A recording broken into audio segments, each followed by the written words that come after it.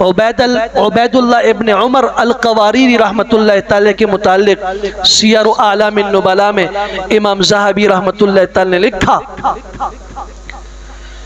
ईशा के वक्त इनके घर में मेहमान आ गए, उनके इकराम में लगे, नमाज ईशा की जमात निकल गई। मस्जिद में गए, घड़ियां तो थी नहीं, मस्जिद में पहुंचे, जमात हो चुकी थी। दौड़े दूसरी मस्जिद की तरफ, नमाज हो चुकी, तीसरी मस्जिद में जमात हो चुकी थी। 27 मरतबा नमाज ईशा पढ़ी। कितनी मरतबा? 27 मरतबा। क्यों? अल्लाह के रसूल सल्लल्लाहु अलैहि वसल्लम ने फरमाया कि जमात के साथ जो नमाज पढ़ी जाती है अकेली नमाज के मुकाबले में 27 गुना अफजल और बेहतर है। अल्लाह वो जमात तो नहीं मिल सकी, 2 रकात और 4 रकात जो पढ़ूंगा वो तो फर्ज हैं।